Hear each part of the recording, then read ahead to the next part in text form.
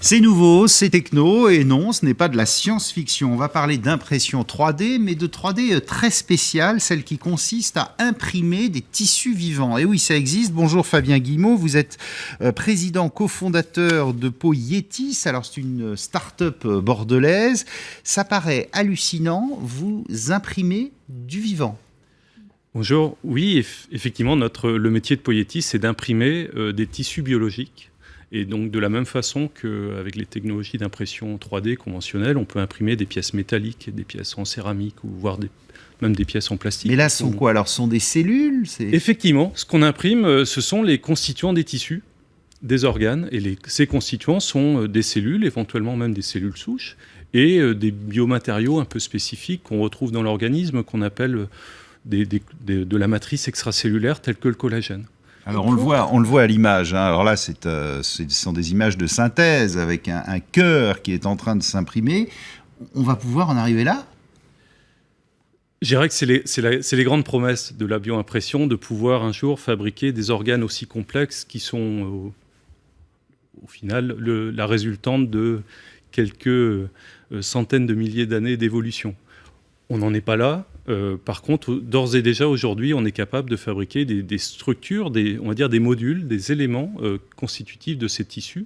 Et aujourd'hui, si on regarde tous les projets qui sont aujourd'hui développés à travers le monde, il y a des projets de recherche de bioimpression sur à peu près tous les organes. Nous, on s'intéresse à la peau.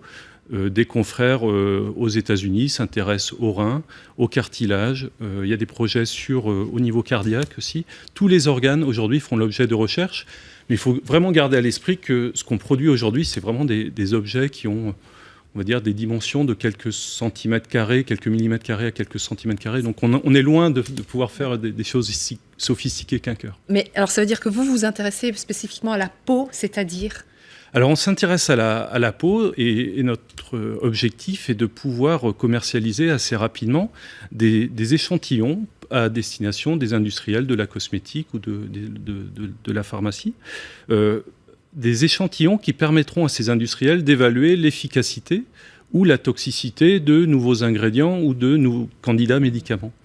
Et donc nos échantillons, c'est vraiment des objets qui ont une dimension d'1 centimètre carré, une épaisseur de 1 demi-millimètre. Et ça évite de le faire sur des animaux. Ce qu'on faisait avant, sur des pauvres lapins dans des cages, tout ça, c'est terminé. Tout à fait. Jusqu'à 2013, en Europe, au moins dans le domaine cosmétique, les ingrédients et les produits cosmétiques pouvaient être testés sur des animaux.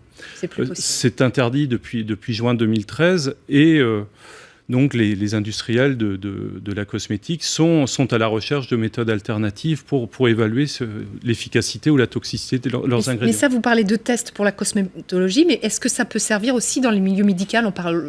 On pense dans les milieux médicaux, on pense aux grands brûlés, par exemple. Est-ce que vous pourriez aller jusque-là? C'est tout à fait l'objectif de la société. En fait, on a créé Peau Yétis il y a 18 mois pour que cette technologie puisse être un jour utilisée dans le contexte clinique, c'est-à-dire produire des tissus qui seraient implantés chez l'homme.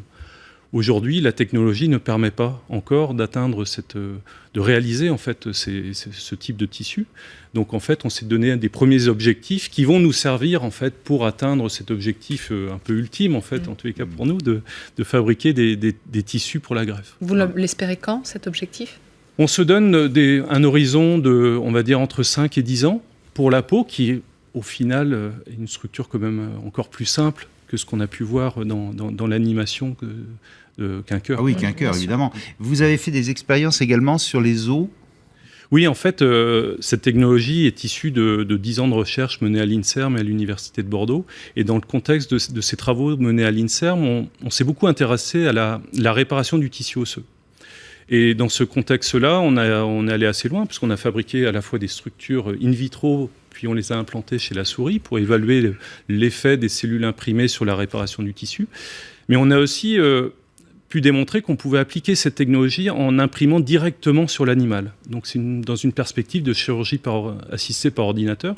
Donc en fait, ça voudrait dire qu'au lieu de fabriquer in vitro, on pourrait directement imprimer avec une machine directement sur le patient. On pourrait imprimer par exemple une prothèse de hanche ou des choses comme ça. Une prothèse de hanche, je dirais qu'il y aurait des problèmes mécaniques. Mais par contre, pour des perspectives sur tous les tissus périphériques, sur la peau, sur la cornée, on peut y voir des intérêts extrêmement importants de pouvoir imprimer directement des cellules cutanées sur une plaie ou sur un patient. C'est Star Wars, le premier épisode, c'était ça. On voyait une blessure se réparer automatiquement avec une machine.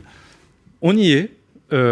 Effectivement, c'est vrai qu'au final, pourquoi on y est, c'est peut-être la question, c'est qu'aujourd'hui, en fait, la bioimpression et les technologies de bioimpression permettent en fait d'envisager ce type d'application parce qu'en fait les technologies du numérique nous permettent de faire de la conception de tissus biologiques, nous permettent de piloter des machines complexes et d'adapter en fait la fabrication de ces structures aux caractéristiques de chacun des patients. Donc c'est vraiment une technologie aussi. Pas de problème d'éthique.